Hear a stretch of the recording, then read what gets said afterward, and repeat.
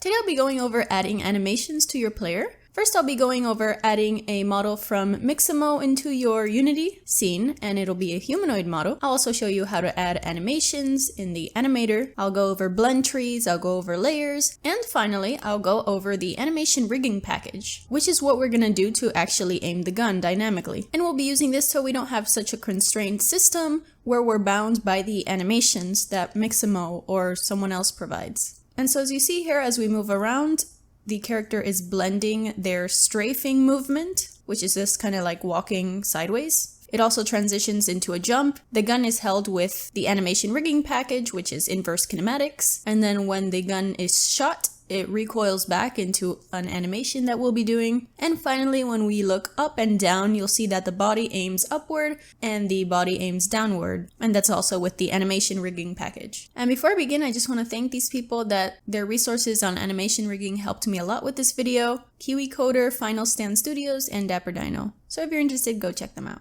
Alright, so let's get started. So this is based off of my previous video, but even if you haven't done it, this will still apply to your project. But if you're interested, it's the third-person shooter controller, where I go over using Cinemachine and the new input system to make a third-person shooter, and it spawns bullets and also decals when it hits a wall. Alright, so the first thing that we want to do is actually download a model from Mixamo to use. So if you go to mixamo.com, you can sign up for free. I already have an account, so I'll just log in. Alright, so here we have a bunch of animations that pop up, and really, they have a lot here that you can use. But for now, we're gonna go to the Characters tab, and here you can actually choose a model that you wanna use. So you can choose any model that you like. For example, if I choose this mannequin, which kind of looks weird, then we can download this with an animation. But I'm gonna scroll down and I'm gonna get Amy, since I think the design is pretty cool. You could also upload your own character here, and there's some instructions, learn how to prepare your model, and they also have this upload and rig 3D characters with Mixamo that you can use. They also have a Fuse CC program that's free, and there you can actually customize a character. It's a bit limited because it's more like a human character and it's semi-realistic, but if you'd like, you can make a character there and it can import into Mixamo automatically. But for now, I'm just gonna choose Amy, and so if you just select a character and click use this character, and then if we go to the animations, so we're actually not going to use any of the animations here except for jumping, because Unity has some animations that we can use that fit our character better. Alright, and then once we go to the animations tab, we'll actually only be using a jumping animation since Unity has some animations that we're going to be using on their end. So we'll only be needing a jump animation, so you can search up jump here and select the one of your choosing. Or there's also pistol jump, which I'm going to be using a pistol for this video. There's also like an assault rifle jump. I'm going to go with the second one here. And so you'll see that we can preview our animation here, and there's some options that we can choose. Overdrive is basically how fast this animation goes. It's like the character's in overdrive mode. See? Super fast. And now it's slow. The middle's fine.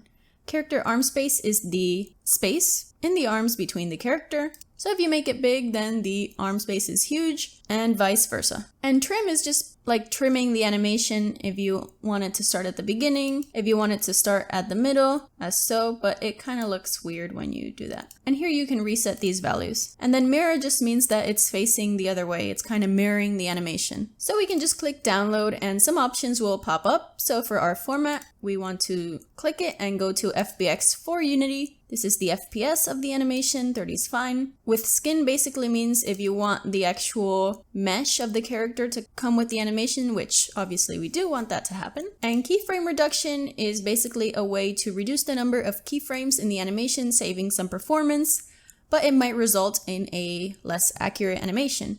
And as an example, here's an idle player animation, and you'll see that it has a bunch of keyframes everywhere to make sure that it animates correctly. With keyframe reduction, it'll try to remove some of these if the difference between them is not large enough. So it makes it simpler, but it also makes it less accurate. So for now, I'm going to go with none and click download. So when it's done downloading, just go to your assets, right click, create a new folder, and let's call it animations. And you can just drag that FBX that was downloaded into there. And so if we click it, we see that some settings on the inspector pop up. So there's a couple things here. There's the model, which has some settings here that you can look through. The important ones that we want are these three: rig, animation, and materials. So for the rig, we have legacy, generic, and humanoid. Generic is just as it sounds. It's a generic rig. It can really be anything that you want it to be. So if you have an animal with 4 legs, then that would constitute a generic rig because it's, well, generic. And you choose this for anything that is not a humanoid because we don't want to use the legacy one unless we really need to. So humanoid basically means it has 2 legs and 2 arms. And so since our character is going to have 2 legs and 2 arms, then we want the humanoid animation type. And so is there really a difference between the generic and humanoid? Well, you can definitely have a humanoid character be generic, but the benefit of setting it as humanoid in Unity is that if you have another humanoid character,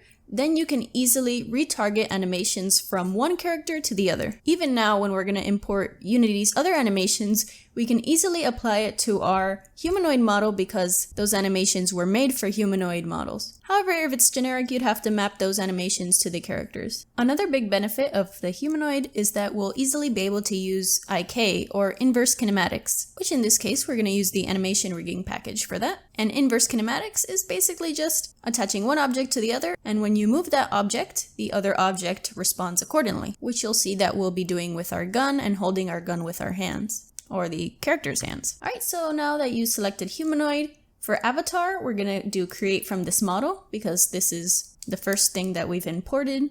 We don't have any other avatar here. And avatars are basically a mapping between the model and the animations. So it basically communicates between both of them. And when you animate it, it tells the model how to react accordingly. So for example, let's take this character here where you can see the bones of the characters. So this is the rig. It basically defines the bones inside. And so basically an animation, all it's doing is moving each of those bones according to what the artist set it like in their animation program or maybe in Unity. And so the mesh is the skin of the player and it's, you know, covering the bones. And so when you move this bone, for example, the mesh will be deformed in order to follow that bone correctly. And so for example, when you animate a character, the avatar basically communicates all this animation and keyframe to this character so that it can move the bones accordingly. And you can see that when you click on your character, there's a skinned mesh renderer, and this basically manages that mesh deformity when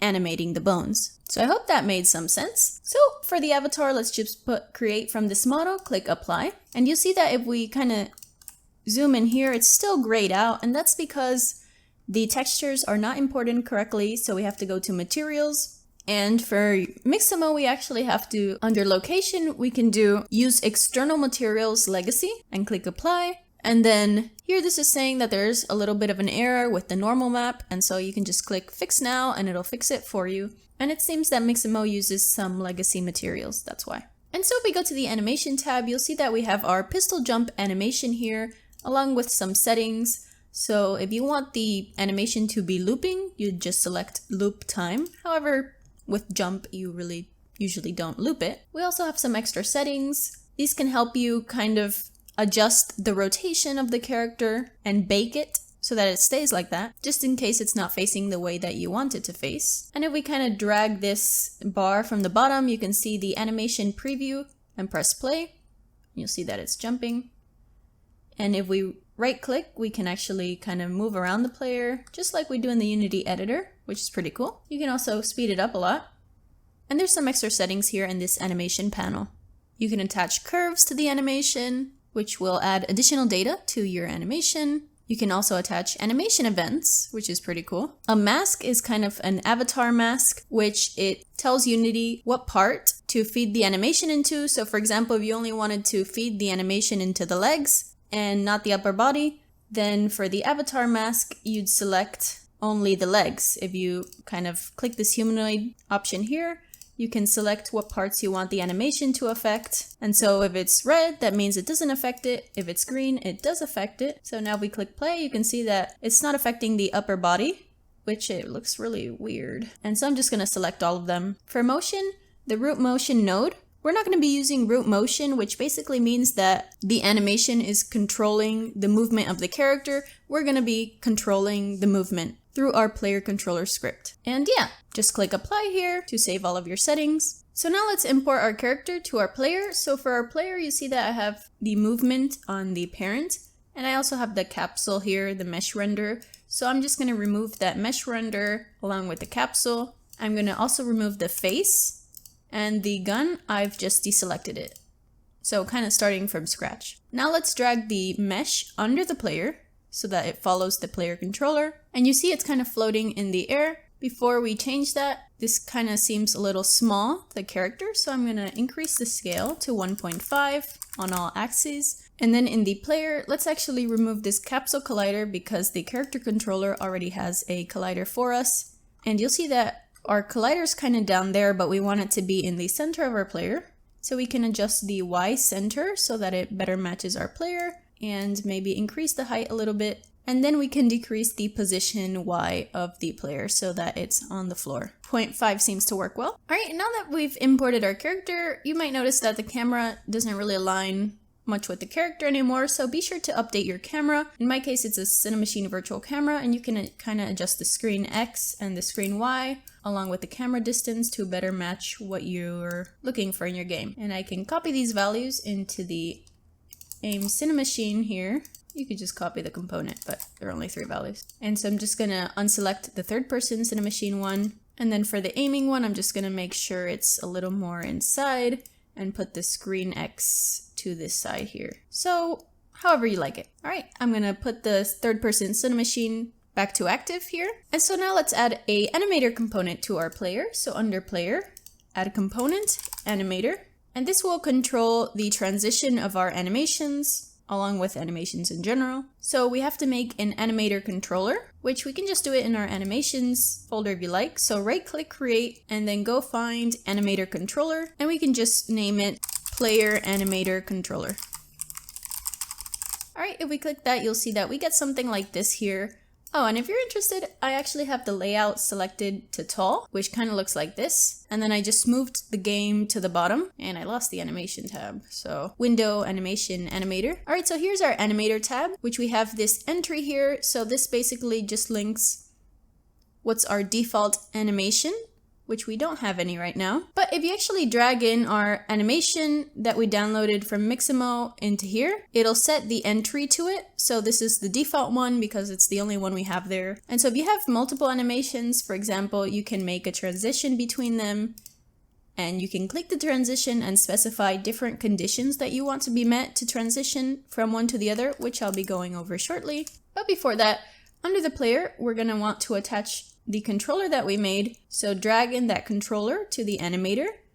And for our avatar, we can just click this circle here and find the avatar that we imported, which is the chapter 46, which if you select this arrow here, you'll actually see that it's right here, this little person sign.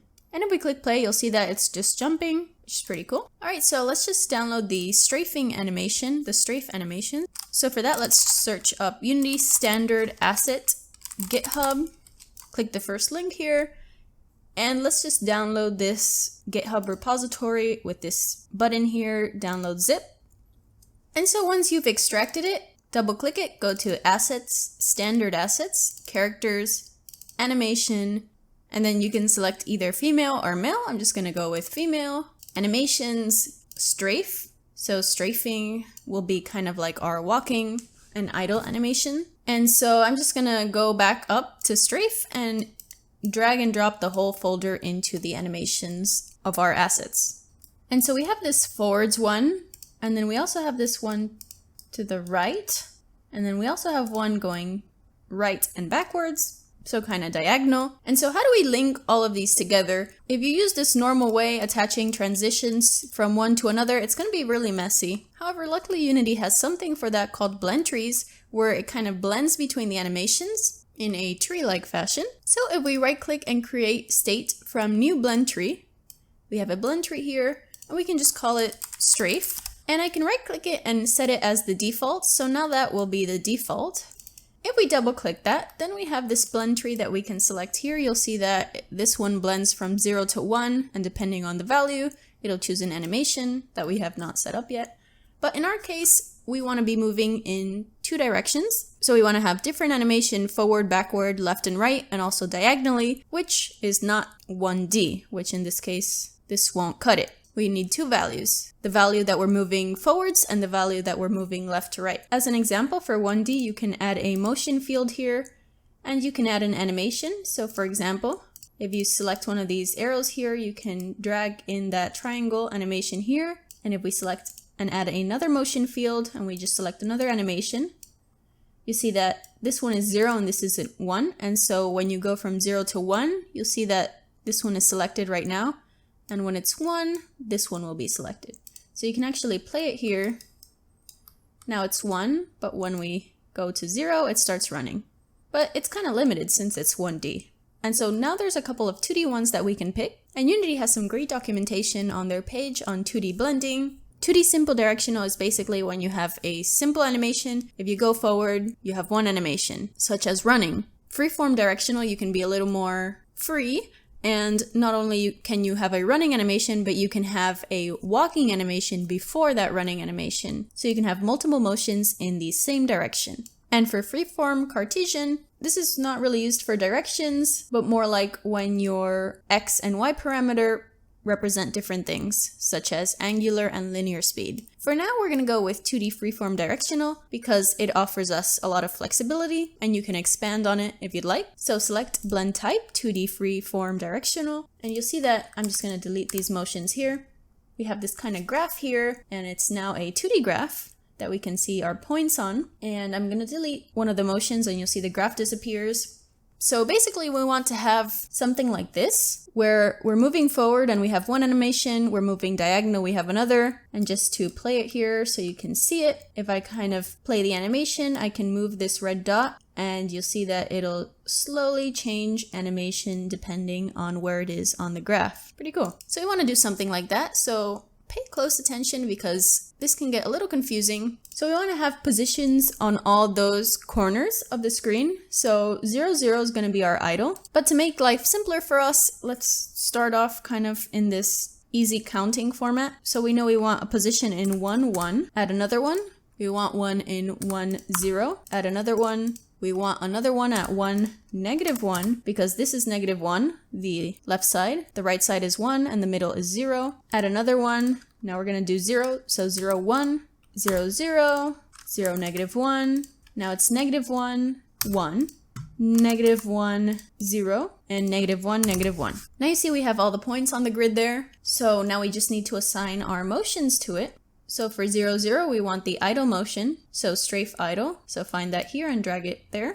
For 0, 1, that's going to be our forwards, this one right here, which is going to be the first one, rapid strafe forward. So just drag that right there. And now for backwards, we're actually going to use the same one as forwards, which you see if we kind of move this red dot downwards, it'll look like it's running forwards. But if we change the animation speed to -1, it'll actually go backwards. And now it looks like it's running backwards, which is pretty cool. You can also use one of the animations here. Now let's do these. So this is running to the right, 1, 0. So that's the second one. Just drag that there. Now we have to find the one where it does a right and a forward, so diagonal, right here, the fourth one. And that's 1, 1. And then the next one is the backwards one, so assign that to the third one, motion. And now for these over here, the left side, -1, 0 is to the left, so we can just assign the rapid strafe right to the left one and change the animation speed to -1, so kind of to flip it, and do the same for the other ones. So -1, 1, so let's find the one that's 1, 1, drag it there, change the speed to -1, -1, -1, let's find the one that's 1, -1, right there, drag it there, and just change it to -1. Alright, so we have our basic blend tree, but you see that we can't actually move it to preview it because we don't have any parameters. So in the Animator component, go to parameters and let's add some components here. So if you click here, you can add several components. In our case, we want a float, and we'll have a float for our movement on the X and the Z. So if we add the float, just set move X and move Z. And then in the blend tree, under parameters up here, you can select X and then Z, which is going to be our forward and backwards. And you can just delete the blend parameter in the animator. So now if we click play on this animation, you'll see that it's in this strafe idle. And if we move this red dot forwards, it'll start running forwards. If we move it backwards, it'll start running back. If we move it to the left, it'll go to the left. If we move it to the right, it'll go to the right, diagonally. So doing this, I realized I made a mistake. You see that this one kind of looks odd along with this one. And it's because I actually switched them, the -1, 1, and -1, -1. So the right run forward, we're actually going to put it to -1, -1. And the right walk backwards, we're going to put it to -1, 1. So now if we preview with our little red dot here, you see that it's now moving in the correct direction along with this one. And that's because I mixed it up in my head. This one should actually correspond with this one if you put the animation speed to -1. And this one with this one, diagonal. All right, so now that you have your blend tree set up, let's actually put these parameters in code. So go to your player controller. So under player, right click player controller, edit script. All right, so now we want to get a reference to our animator. We can do private animator, animator. Here we can do an animations comment. Then in your wake function, you can do animator equals get component animator. So this will get the animator attached to the player. And we actually want to reference our move X and move Z parameters in our code. And so usually you can do something like animator.setFloat as an example. And you can pass in it with a string and set the float as so. But you see that we can possibly make mistakes if we do this in more places than one with this string. We might misspell it. So we can actually get this ID and pass that in instead. And we can do that with an integer. So int move X animation parameter ID. And if you just copy that and name it move Y. And right here, just gonna uncomment this. You can do animator.string to hash, and you can pass in the string. So move X, copy that, move Z. And now that will save the animation ID. Oh, and I seem to have misspelled this. It should be move Z, not move Y. All right, and as an example, now you can actually pass in the integer instead in the set float. All right, so now this is gonna go in our update function when we move our character. So here we can do animator.setFloat, and we can pass in move X, animator parameter ID, and then we can pass in our input, because our input will determine in what direction our player is moving. Which this is actually wrong, but I'll show you in a second what we should do. All right, and so you just set that float, and now you see that this is our default animation. If we click it, you can see now we'll see the blend tree. If we move forwards, you'll see that our move Z is now 1. If we move to the right, you'll see that our move X is -1, and so forth. And you see it moves a little slow in the diagonal direction, and that's because under scripts, under your input action that defines your actions, under the move, if you click the WASD that we made, it's normalized right now. So it will, instead of 1, 1, if you click both at the same time, it'll normalize it to be a length of 1. And so that results in X and Z being 0.7. If you don't want it to be normalized, you can set it to just digital. The issue is that when it's both 1 and 1 at the same time, it'll look like it's moving too fast diagonally. So for now, I'm just going to keep it as so. All right, and so the reason why it's going so fast is because we're setting the values from our script directly, and the input system doesn't really blend between those values. It just says if it's pressing it, it's 1, and if it's not, it's 0. So we're gonna have to manually blend the values, which isn't really that hard.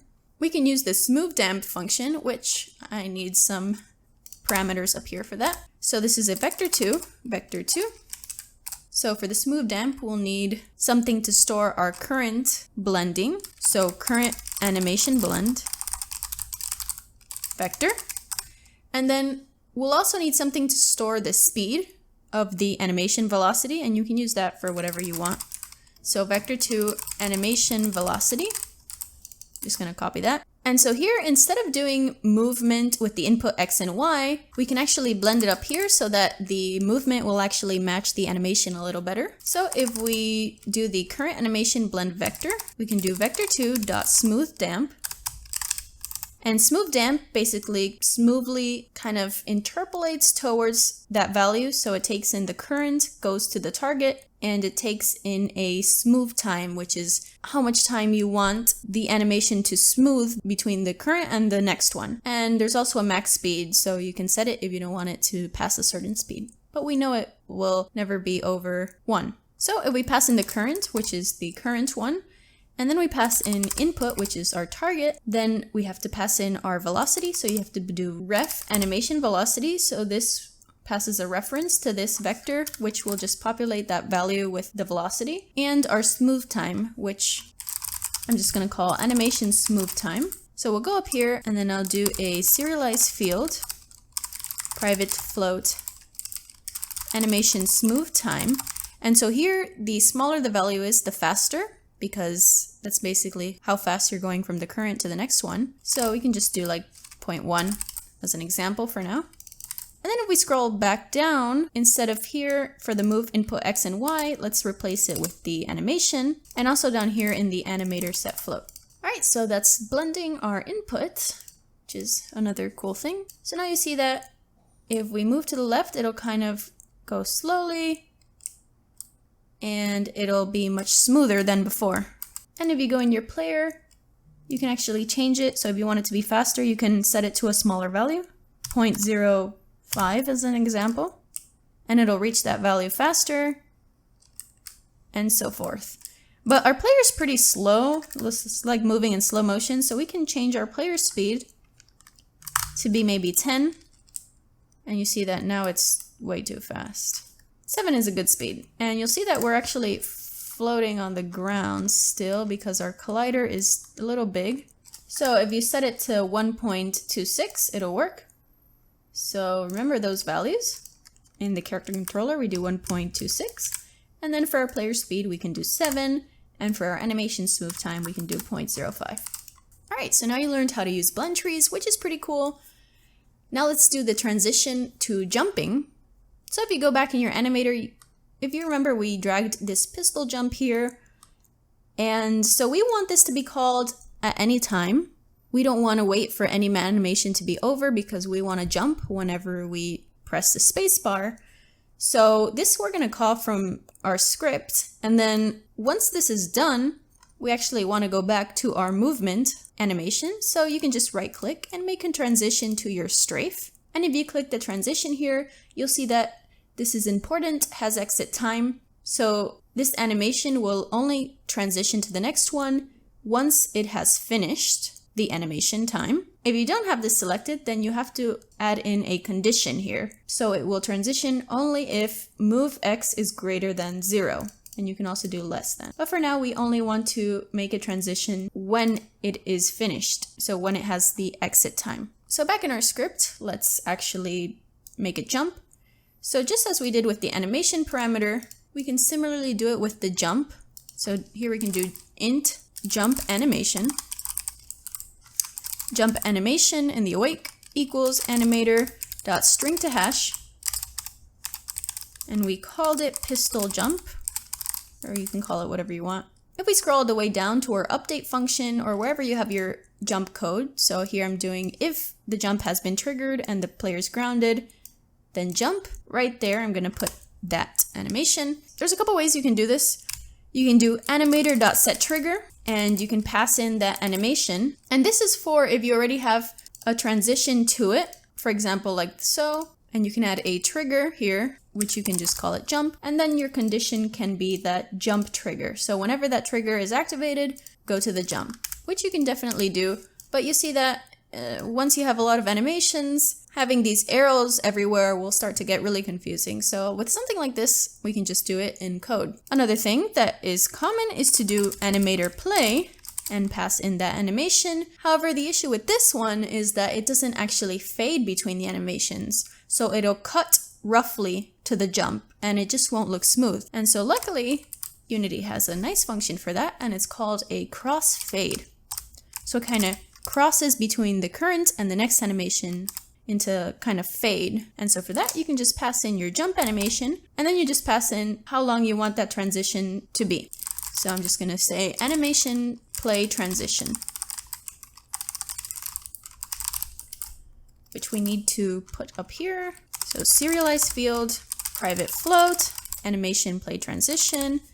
And let's put a value of 0.15f, which is a pretty short time, so we don't want it to take a long time in transitioning. All right, so now we have that crossfade there, and when it plays, it will go back to the strafe animation. So you see we're running. If we jump, it'll jump. However, you see that it kind of does this weird thing when it lands. And we can change in this arrow here. This is like the transition. So this is the current and this is the next one. You can either move the strafe back so it starts at the strafe animation a little later, or you can move these blue arrows so that it kind of cuts off the jump animation. And you can also make the transition longer by dragging here. And we can just jump. And you'll see that it's less prominent. If we just move it a little more, it looks much better. And what's good is that if you actually stop playing, the animator saves any changes that you make, which is such a blessing because I can't imagine not being able to change the animator values and having it reset when you stop clicking play. All right, so now that we have that done, let's get to the really interesting part, which is using the animation rigging package to make dynamic animations. So the first thing that we want to do is go to Window, Package Manager, wait 30 years, go to Unity Registry, and then find Animation Rigging, click Install. All right, and if for some reason you can't download it, it says some resources locked, make sure to close VS Code or your IDE because sometimes it locks the folder and then Unity can't access it. Quick mention here, you can also download a samples package, which they have all the constraints examples there if you're interested. All right, so now that you have that downloaded, let's begin. First, we need an actual gun, which you can either get from the Unity Asset Store, Open Game Art, you can make one, up to you. For now, I'm just gonna search up pistol, gonna select the 3D low poly with bullet shell. Once you extract that folder, we'll have a bunch of stuff here. If you go to your project, we can make a new folder, create folder, and we can call it models. And then here you can right click and create maybe a pistol folder, click it, and then drag those 3 files into there, which we actually don't need this blend for because that's for Blender. So we have this nice pistol, which we can put it under our player. So you see that we already have a gun that we made previously, but let's just delete it since we don't need that. And to make life simpler, let's right click and create a new empty object called weapon so that we can easily child things to that weapon and it'll move with that parent game object. And this is huge. So the scale 0.01, 0.01, 0.01. Oh, now it's a little too small. Tiny gun. There we go. All right, so 0.03 on all axes seems to work well for the pistol. Very nice. All right, and now you can just kind of position it kind of where the hands are. So what we want to do is that whenever we move this pistol, we want our hands to actually attach to the pistol and move with the pistol. And with that, we can do animations such as recoil, where our gun will move back and our hands will move accordingly. And so what the animation rigging package will do is that when we move our pistol, so if we move our pistol, the hands will follow accordingly, which is pretty cool. And then we can do kind of a recoil animation whenever we shoot the gun. And so the way this works is that as an overview on our player, we have a rig builder. And so this is just a collection of rigs that are on our player. And rigs are basically kind of like the bone rigs, but there's the animation rig and then there's the rigs that we're going to make with the animation rigging package, which can override the animation rigs. And so here's just a list of different rigs that we would have in our character. For example, we would have one for maybe the arms rotating with the pistol, and we can have another one for our chest looking up and down with our aim. And so what we're going to do is make an empty game object under the player, one for each of our rigs, and then we attach this rig component to it, which we can adjust the weight of the rig. So this is the one where we grab the pistol. So if it's 0, it's the default animation that's currently playing. If it's 1, we completely override the animation, and you can do some sort of blending to make some cool effects. Then under the rim, we'll have a game object for our constraint. And our constraint, basically, we're telling it what it should do. So how this bone should move according to our target, which in our case, our target is our gun, because we want our hands to target this position of the gun. So our hands will move with the gun. Our hint, this will be our elbow hint. So if we don't add any hint, Unity is going to have a hard time knowing how the elbow should be positioned to reach that location. If you want to, you can add a hint and position the elbow maybe more outward, more inward, and such. You can also change the weights here. You see that we changed the weight. For the right one, it stops holding it. And this is the actual bones that we're going to be changing. So as you can see, we have the right arm, which is kind of like the shoulder. We have the right forearm, which is near the elbow, and the tip is the hand. So these are the bones that will actually be moving in order to follow the target and also adhere with the hint that you set. Additionally, there's going to be some other settings that you can do. You can change the weight of the position and rotation of the target if you want to do that individually. See, the rotation I set doesn't matter anymore because it's at 0 now. And the hint weight, which you can see it's not a big difference, but if we put it in 0, it kind of changes a little. And there's also this maintain target offset, which basically maintains the offset between the tip and the target. And if you're interested in learning more about the constraints, you can go to their documentation page, Constraint Component, and they have detailed explanation of all the constraints. So if you go to the 2-bone one, you'll see that they have some documentation on each of the values, and there's supposed to be a GIF here. For some reason, it just doesn't want to load for me. All right, so now we're going to use that 2-bone constraint. So under our player, let's make a new empty game object, and I'm going to call it the pistol arm rig. And for that, we need to add in a rig component. Now we go to our player. Let's add a rig builder. This is the collection of our rigs. And you can just drag in the pistol arm rig there.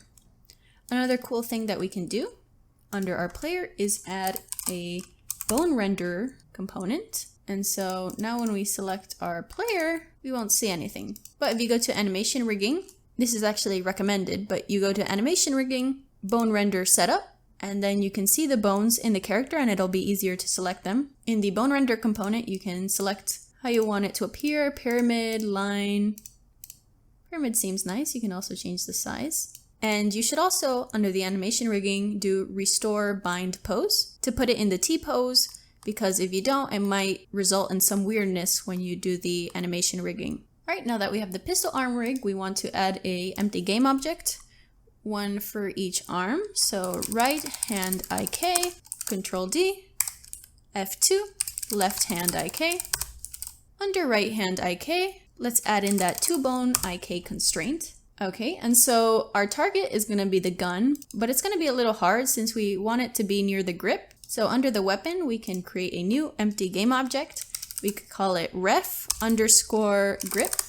And the reason I'm calling it ref is so that if we need to search it up here, it's going to be easy to search it up. You just put ref, and then you can see what game objects are reference game objects. And so if you double click it and kind of zoom in, you can set it more towards the grip, which we'll be adjusting later. Then back to right hand IK, drag that ref grip into the target. And then for the other ones, roof, mid, tip, and the hint, we'll have to go in here to the Mixamo bone setup. If you hold down Alt and you click this arrow, it'll open up all the folders, but I'm gonna open it up manually. Spine, spine, spine. We wanna go to the spine. And I'm gonna open up the right shoulder one, right arm, right forearm, and right hand. We're gonna use these. So in the right hand IK, drag in the right arm to the root, the right forearm to the mid, and the right hand to the tip.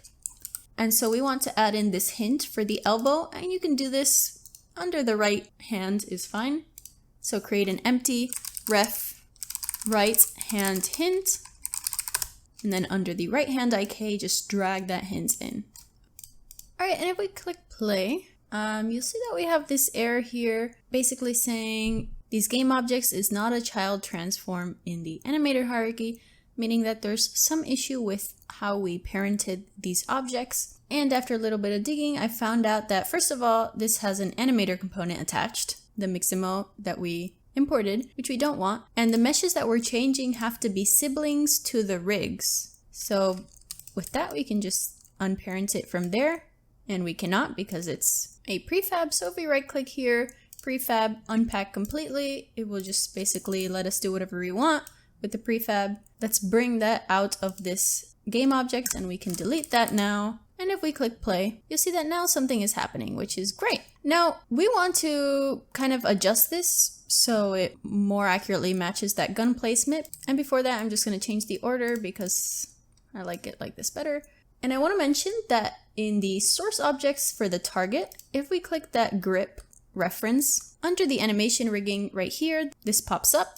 we can click it, and this will basically give us a gizmo that we can look in the scene to better position our references. Double click that shape, or just click it, and we can actually drag in for the target. I like to drag in a box effector, so now you can see a box gizmo, which is pretty nice. And then for the hint, if we go there, let's add in a ball effector, and we can make this another color like blue. We can go here, and now we can see this blue sphere here. We can also change the size and the position and rotation as well. So this will help us with adjusting our values. All right, so I'm going to click play. I'm going to select the reference grip. And so basically, this is just a process of adjusting the values until you reach what you want. I see that if I move the grip forwards, the gun is a little too far from the player.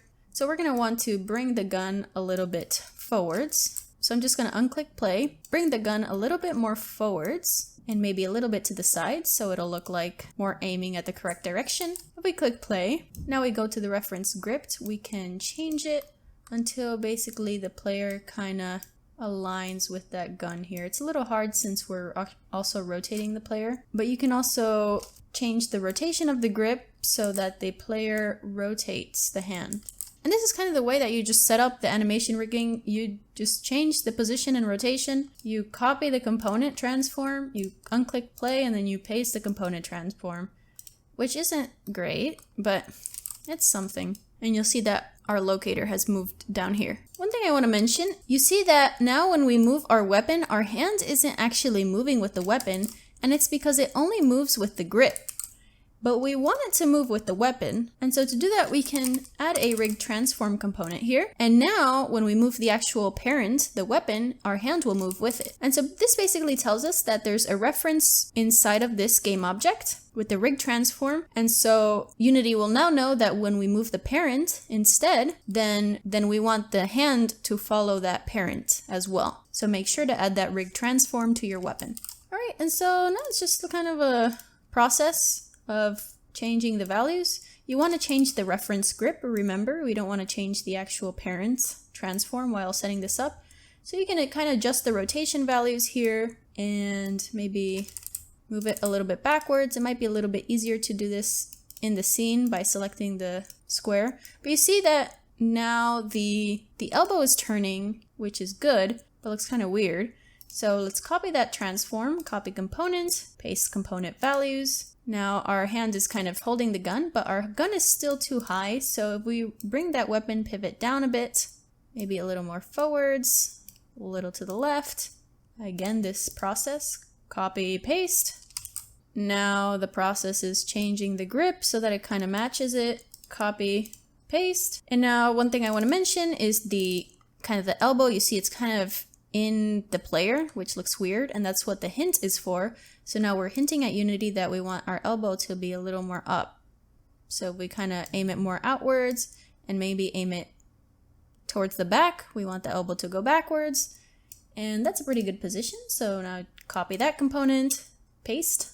And yeah, you just kind of adjust this until you get something that you like. It doesn't look absolutely perfect right now. Maybe the weapon should be a little bit more forwards, and maybe the weapon should be a little rotated as well, so it kind of more aims towards the center. But yeah, that's basically the process that you do, and we do this for the left hand as well. Quick thing is that our player is still on the ground, having a little bit of difficulty with this. Let's change the height of the player to 3.39. Alright, and that will fix it. Alright, and now let's just do the same thing for the left hand. So we already made a game object here. So now let's just add in that 2-bone IK constraint, and let's do the same thing for the left hand. So instead of the right shoulder, we get the left shoulder, left arm, left forearm, and left hand. The left arm goes to the root, left forearm to the mid, and left hand to the tip. And if you're wondering why the left arm instead of the left shoulder, it's because I just found it that it works better because the left arm is more here towards the shoulder, while the left shoulder is more towards the neck, which results in some weird movements. And so in the left hand, let's just create a new empty game object. Ref left hand hint. This is going to be the hint that we're going to just pass into our left hand right here. And for our just to make our lives easier, in the left hand hint, let's also add in one of those nice gizmos you can find in the project, a ball, Maybe we can make this one green, and we can also increase the size a little bit. You see it's over here now. For the ref grip here, let's rename it to ref right hand grip. Control D, ref left hand grip. For the left hand, drag the left hand grip to the target. Also be sure to add in one of those gizmos there. Maybe make it yellow, so it's easier to see. All right, and now it's just the tedious process of kind of changing it so that it looks good enough. And it doesn't help that our player keeps rotating. So in the player controller, you can kind of just comment out the rotation code so it won't rotate with the look. All right, in the left hand grip, you can just kind of change the rotation. You see the left hand is totally in the wrong direction.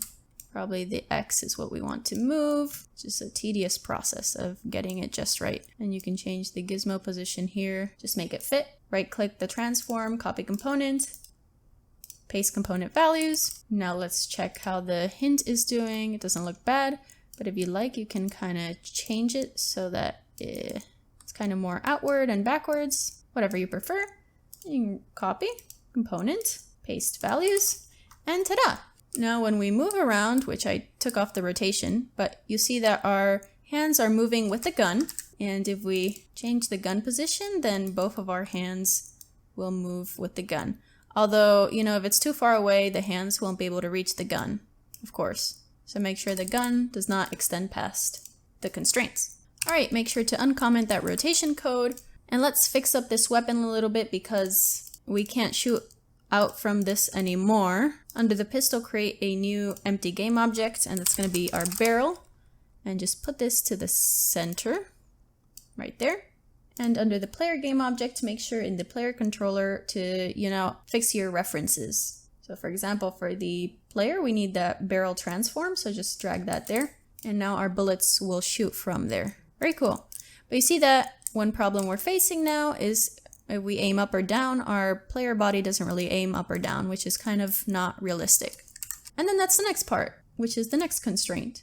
So add a new rig. This is going to be called the aim rig because we're aiming our body. Add a rig component here. Under the player, be sure to drag your aim rig there, press plus, then drag in your aim rig, create a new empty game object, and we'll actually need two. First, we're going to aim the chest aim, and then we're going to aim the head aim.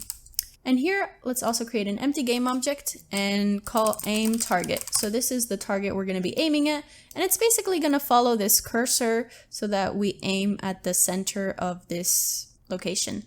And so what's interesting is that now that you have multiple rigs, the order of the rigs actually matter. So if you go into the documentation, this is kind of old, it says here, the purpose of the rig is to collect the constraint components, of course, and then generate an ordered list of animation jobs, which the animation rigging is actually performed by the burst compiler, which is why it's very fast, and it will be applied after the animator evaluation. So after the normal animator, the animation rigging is applied, and the order of the jobs, or the order of the hierarchy, matters. As you can see, it follows this step first traversal. And you should only have one rig per rig hierarchy. So if I make a rig here, I should not have a rig as a child. Little side note, but thought that'd be useful. All right, and so for these two, we're gonna use something a little bit different, and we're gonna do the multi-aim constraints. So we like the word aim because we're aiming. And if you go to the documentation, there's a GIF that shows you how it works, but of course, it doesn't work for me. Why would it? So for the chest, we can adjust the neck. Our constrained object will be the object that we're going to be aiming, the bone. So we're going to want to aim the spine, right? So we can actually select the spine here. Let's aim the top one, spine 1. Go to chest and just drag in that spine 1 to the constrained object. There's a couple options here that you can change. This one is important, aim axis. So the aim axis specifies the local aim axis of the constrained object to use in order to orient its forward direction. So basically, what's the forward direction of this aim? Which in our case, it's going to be the Z axis, which it's already put there. The up is the up axis of our aim, so it's going to be Y. So here, the local up axis. The world up, we don't really have to set, but you can set that. It can be used to stabilize the upward direction. And our up was just going to be the scene up. If you put object up, you need to put a world up object here. And then our source object is going to be our target. So we can just pass in our aim target here. And speaking of aim target, this is a reference. So we want to name it ref aim target.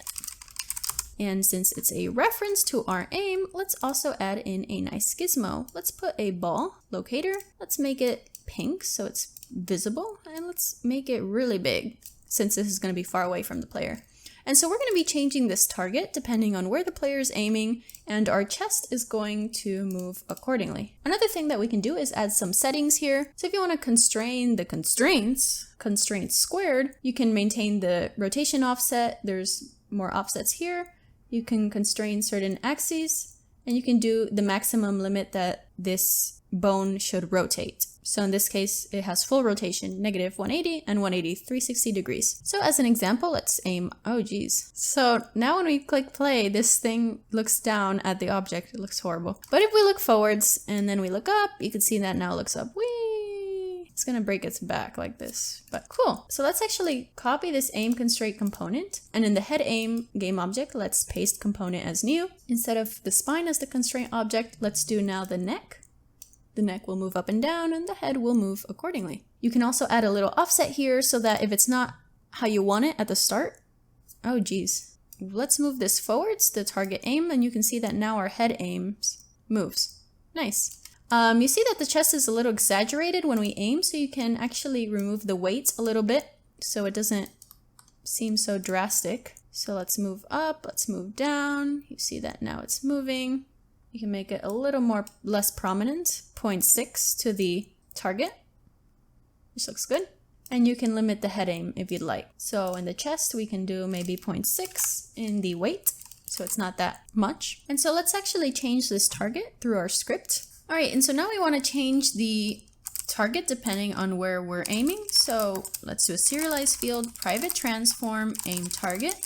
So this is the target that we're going to be moving. Then in the update function, we can make a little line here or make it another function. So for our aim here, we're just kind of using the camera position and shooting a little ray forwards from it with a certain distance. And so we can kind of mimic that. So then we can do aim target.position equals camera transform.position plus camera transform.forwards times some distance. So aim distance that we can set. So up here we can do serialized field, private float, aim distance, which you can just set to maybe 1 or something.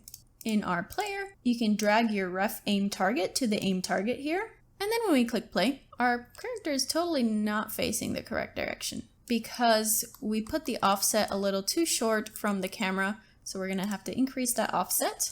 So maybe if we put 20, it will now aim more into the distance. We can put like 10, which is fine. So now when we look up and we look down, you'll see that it follows that aim, which is pretty cool.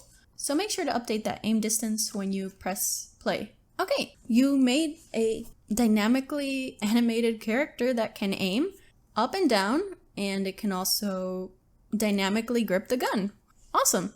The last thing I wanted to cover is kind of like an extra, which is kind of making an animation, a dynamic animation for the animation rigging package. So for example, when you shoot your gun, you can kind of like move the gun back and it will move the hands back, so you can do kind of like a recoil animation. Another cool thing that you can do, which I won't cover, but when you shoot, for example, you can kind of animate these targets so that you can kind of move the body backwards when you shoot.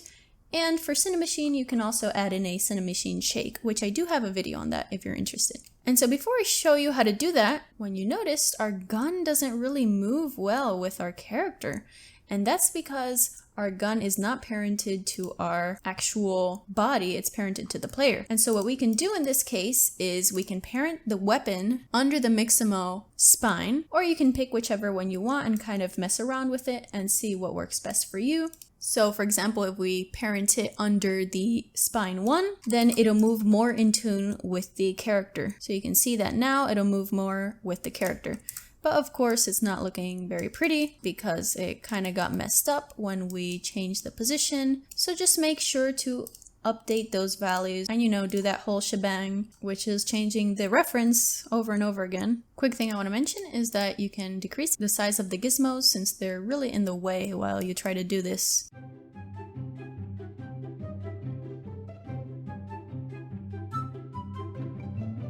Alright, and so when we click play, you see that when we move around and we click shoot, our character moves back.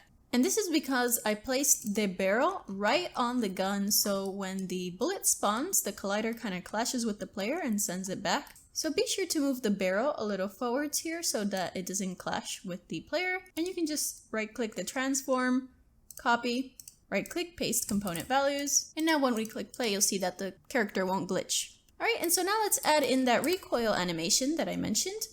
So for that, we need to go to the Animation tab, which is under Window, Animation, Animation. And you can kind of drag this wherever you want. I'm just going to put it here for now. And this is crazy right here, but what we want to do is add a new animation. So click this drop down, create a new clip. Be sure you're in your Animations folder here, and we can just call this Pistol Shoot Recoil. And you see that it shows up here now. And so if we double click our player to kind of go to it, we might have to change the collider, it's pretty big. Let me go to the Game tab and aim forwards. Wow, I did not notice, but the gun is really close to the player. So make sure to adjust it as necessary, copy the component and paste it back. Alright, so now what we're going to do is that we're going to keyframe this. So add changes in position or rotation or changes in something. And that'll basically tell Unity how this should move with time. So what we're going to do here is add some keyframes into our animation so that over time it moves to a certain position. So I'll show you what I mean. So click your weapon, click the record button. It doesn't matter if your player is down here, this won't impact the actual animation. Now we want to actually move the gun back to kind of mimic a shooting recoil. And we want to do that kind of in the middle of the animation. So if you drag the line over to somewhere maybe 20 seconds here, you can kind of push it back and you'll see that it'll make a keyframe animation here. And it will also make one here, which is the original position. And so now we can just copy the original position and paste that somewhere at the end so that it completes the full recoil, as so. You can click the play button here and now you see that it has some sort of nice recoil animation. You can go to the game view and see how it looks. And if you want to edit it, you can just go to that keyframe and just kind of edit it as necessary. You can also rotate that gun on the X so that it's kind of aiming upwards when it shoots. And yeah, you can just play around with that until you get it. And so when you're done, make sure to press the unrecord button here. And this will actually save the animation even if we're in play mode, which is pretty cool. So basically what this is doing is that this is over time and you're basically changing the position of something within this character. In this case, we've chosen to change the position and rotation. Unity will lerp from this value to this value over this time, and from this value to this value. If you want a more detailed animation, you can add more keyframes. Alright, if we click play, you'll see that our animation is saved. Alright, so now that we've made our pistol recoil animation, we have to add it to our animator. And so if you go to your animator tab, what we want to do is we don't want to put it on the base layer because we want to be shooting while we're doing other stuff. So maybe we're running or maybe we're jumping. We also want to be shooting at the same time. And if you do put it on the base layer, so if you drag in your pistol shoot recoil animation there, and let's say you make a transition from strafe to the recoil, then in a layer there can only be one animation playing at a time. So it will go from this one to this one, and this will be the current state since this is a state machine, which basically just means a machine with a bunch of states and it transitions between the different states based on certain conditions. And so if it goes from strafe to recoil, then it'll be here and it won't show the running animation anymore. So the solution to that is something called layers. So let's delete that, and under the Layers tab, click plus, and we can add in a pistol shoot layer here. Pistol shoot. There might be a better name for this. And so this works the same in code. We can call it with the play, the set trigger, or the crossfade function. And so we can drag in our animation there now. But you see it's the default one. It's default, you can tell because it's like orange. And we don't want this to be the default because it'll just play automatically. And we do not want that. So as a workaround, we can right click and create an empty state and right click and set this one as the default one. And so from code, we're going to play this with the crossfade function. And then we make a transition to our new state. And here you see we have exit time checked. So it'll go to the empty state whenever the animation has finished playing. So this would be how we would set up our recoil. However, I want to go over some settings for layers, which is very important, and this will actually determine if our layer works or not. So here next to the layer, there's this setting button, and there's a couple things we see here. The first one is the weight, which is basically like the priority. How much weight do you want this to have? So we want this to be 1. If we put it at 0, then this would not play, this animation. If we put it at 1, this will play fully. If we put it at 0.5, it will kind of blend it in with the base layer evenly. And so the way this works is that the pistol shoot overrides the base layer. So any layer that is under the upper layers have more priority. So let's say if we add another layer here and this one has a weight of 1 and it's set to override, then this will override these 2 layers. So I'm just going to delete that. Let's set the weight back to 1. And so what's important here are the weight and the blending mode. So right now it's set to override. So since it's at a weight of 1, it will completely override the base layer, which you see doesn't let you select a weight because it is the base layer. The base layer will always have to be here. And so if we set it to override, it will completely override that animation. And so what you can do is add an avatar mask where it basically lets you select what part of the body you want this animation to apply to.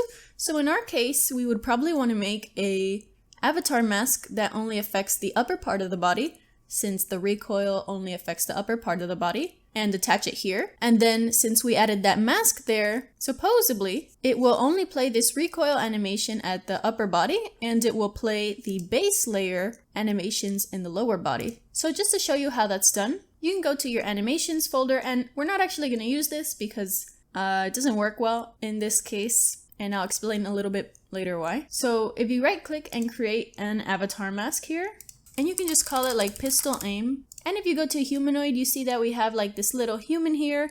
And if it's green, that means this animation will affect that part of the body. But you can click on a certain part, like the legs, let's say, to mark it inactive. So now the recoil animation will not play on the legs. And so this is the root of the humanoid. So we can deselect that as well because it'll change the position if we select that. Since, as you may have seen when we made the animation, the player kind of changed the position, so we don't want that. And IK just means inverse kinematics, which we don't need that, and it actually won't really apply for this animation rigging case anyways. But you can just leave that there. Something else I want to mention is that if you want to be more specific, you can use like individual bones to activate. You can just select the transform here and you can import your avatar. So in our case, it's the chapter 46. And when you click import skeleton and expand all, you see we have all the bones here from Mixamo, and you can manually select one or all of them depending on which ones you want the mask to cover. And then in the animator, in the pistol shoot layer, you would go to the settings. You can click this little circle here and put that pistol aim mask. Another setting here is sync. So if you click that, it will sync with a specific layer. So in this case, we have chosen the base layer since there's no other layer. Now, if you see, our pistol shoot layer was overridden to exactly mimic the base layer. So if we actually change this layer, it will change the base layer. And so what this basically does is it completely mimics the base layer. And so if you change this, for example, it'll change the base layer.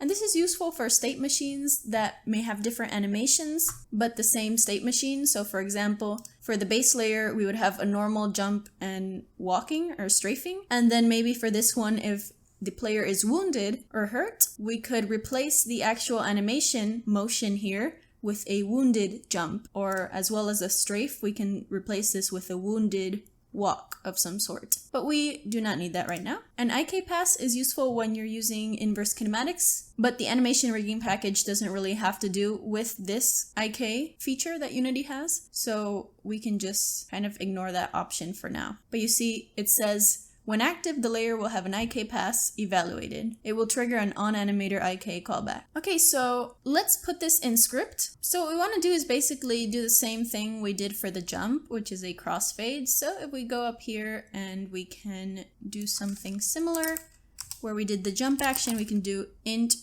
recoil animation. And this is to store the ID of that animation. So recoil animation equals animator.string to hash. And put in the name of the animation. In my case, I put pistol shoot recoil. which I've just separated it to make it more consistent with the other animation namings. So here, pistol, shoot, recoil. All right, and now if we go to the shoot gun function, we can do animator.crossfade. So fade in to this animation, recoil animation, and then the speed, which we used this animation play transition here. You can use that one, or you can specify another one if you'd like. And so yeah, that's basically it. So I just want to remind you, for the animator, we currently have the mask, this mask here, along with override set. And I want to show you something. So you see, if you click on the player, you can see the animations kind of being enacted in the animator, and we have two running at the same time. So I'm gonna walk and see when I shoot, the animation plays, it turns blue, but the animation doesn't actually play in the scene until like the 4th or 5th try, which I tried my hardest to figure out why this happened. It seems to be a problem with the mask and the override setting. Something's overriding another thing that's needed, and it's just not working properly. But after many tries, I figured out that if we just remove the mask entirely and we set the blending mode to additive and we press play, then it works on the first try as expected. Once again, no avatar mask, additive, weights of 1. And additive means that the animation will be added on top of the previous layers. So instead of completely overriding it, it'll kind of blend in with the top layer. And although this isn't ideal, because we would want to override it, I really could not get it to work. This weird bug that was happening. And there wasn't much information on this. So this way it works. But yeah, now we have this awesome animated character that, you know, can do the strafe. It blends between the different movements. When you look down, the body looks down and up with the animation rigging package. The hands grip the gun with the animation rigging package, so if you change the position of the gun, the hands will follow. Let me open that a little. And if we shoot, it does this nice recoil animation. And if you'd like, you can actually implement a recoil animation so that it also affects the body, so it's more realistic instead of just affecting the hands. And you can also add in a nice camera shake to the camera. For the Cinemachine, there is an extension called Cinemachine Impulse Listener, which I do have a video on, and you can kind of shift the camera upwards when you shoot, so it kind of mimics the body being thrown backwards. And you can also add in a little shake as well. Just notice something, if we kind of look too fast, our character kind of does this weird warping. So you can go into your aim rig here and add in a minimum and maximum limit so it doesn't kind of do that weird warp. See, now it's less obvious when you set the minimum and maximum limit here. And you'd also want to set this for the chest and the head, because now the chest kind of rotates different from the head.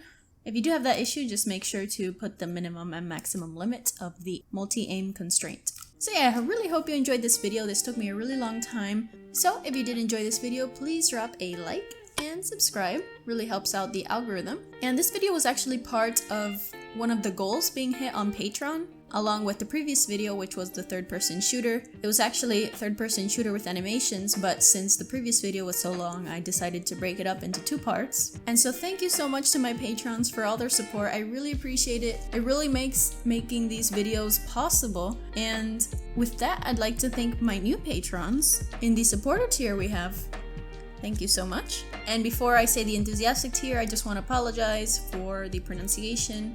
If I say it wrong, please be sure to drop the correct one in the comments below. So in the enthusiastic tier, we have Marco, Zolt, Ishmahora, 100 Cal, Kathleen, Edward, Michaela, Andrew, Kitadashi, Mark, Trout Master, Handy, Jeff, Rusty, Anime Anima, Nathakrif, Camo, Dad of Boy, Matthew, Burke, Rainbow, Sam, Tell.